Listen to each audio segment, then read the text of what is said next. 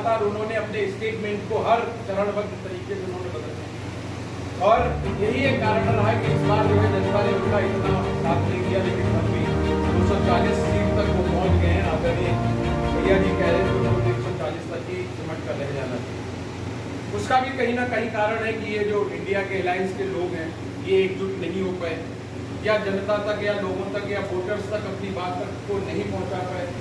क्योंकि आप देखें छत्तीसगढ़ में पूरी भाजपा है, मध्य प्रदेश में भाजपा है, राजस्थान में भाजपा है, जहां एक ऐसी महिला जीती है चुनाव जो श्रमिक है। यहाँ हमारे बैठे हुए हैं आदरणीय बघेल साहब कह रहे हैं कि मैं भी श्रमिक हूँ। वो महिला भी चुनाव जो जीती है कांग्रेस के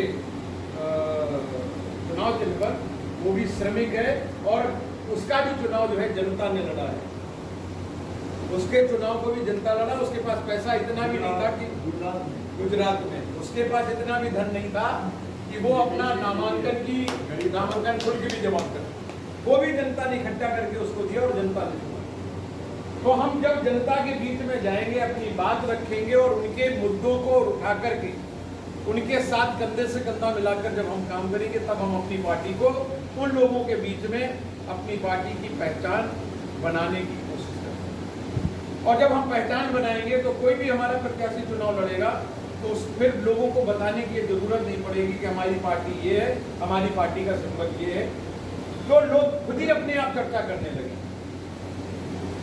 चर्चा बहुत जरूरी है। जहां तक बात पार्टी को मजबूती देने की है,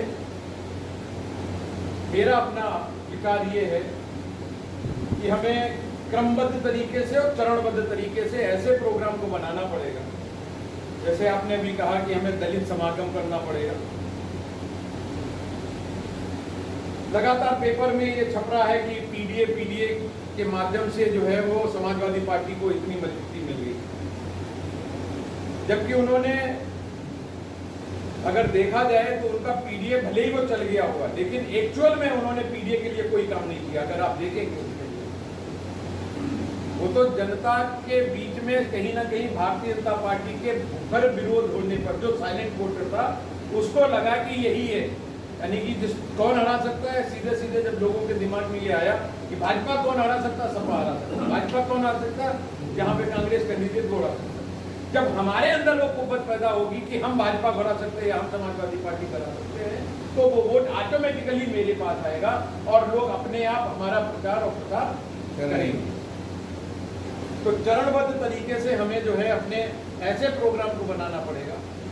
मेरा अपना मानना है कि अगले 2 साल के प्रोग्राम को अगर हम आज यहाँ बना लें, आज ना बनाए 16 बना लें, या आगे आने वाली किसी भी एक ऐसे बैठक में बना लें जहाँ हमारे राष्ट्रीय अध्यक्ष बैठे, हमारी राष्ट्रीय कार्य समिति बैठी हो, कोर कमेटी बैठी हो, जिसमें हर जिले में हम एक प्रोग्राम को ऐसा रखें जिससे कि लोग बाग उससे जुड़ सकें और जनता के बीच में हम अपना काम कर सकें, उनकी आवाज़ को में अपनी आवाज़ मिला सकें, उनके साथ खड़े हो सकें।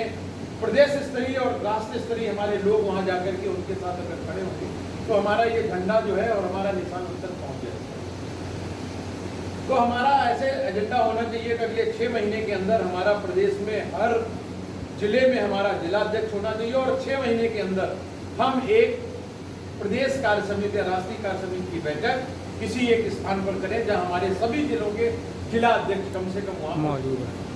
1 साल के अंदर हमें ऐसा करना चाहिए कि हमारे सभी विधानसभा अध्यक्ष और जिला अध्यक्ष, पहले जब जिला अध्यक्ष बन जाएगा तो हमारा जिले की कमेटी बन जाएगी, लेकिन हम तब भी उनको 6 महीने दें कि वो अपने जिले की पूरी कमेटी, जिले के विधानसभा की पूरी कमेटी, लोकसभा की पूरी कमेटी बना करके और 1 साल के अंदर हम उनको फिर इकट्ठा करें।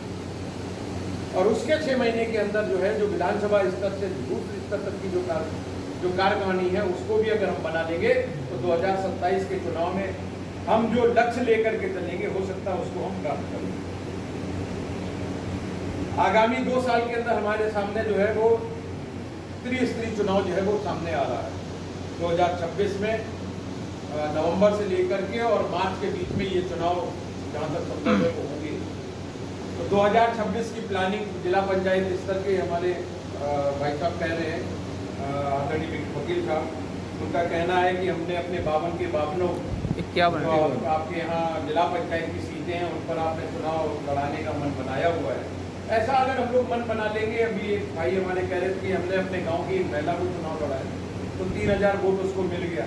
अब अगर हम उसको फिर रिपीट करते हैं या आगे हम लेकर के जाते हैं, हो सकता है 3000 की जगह क्या हम 5000 या हम विनिंग ट्रेक पे आ जाएं, हम चुनाव जीत लें। इस तरीके से जिला पंचायत के चुनाव या जिला पंचायत के लिए प्रत्याशी हमें इस तरीके से छाटने हैं कि हमारे लिए दलित, हमारा पीडीए, हमारा अल्पसंख्यक, हमारा शोषित समाज, हमारा वंचित समाज के लोग, जिनकी कोई आवाज़ नहीं, जिनको कहीं कोई हिस्सेदारी नहीं मिल रही है, उनको अगर हम लेकर के आएंगे तो निश्चित रूप से ये हमारे आगामी चुनाव के दृष्टिकोण से ये फायदेमंद साबित होगा।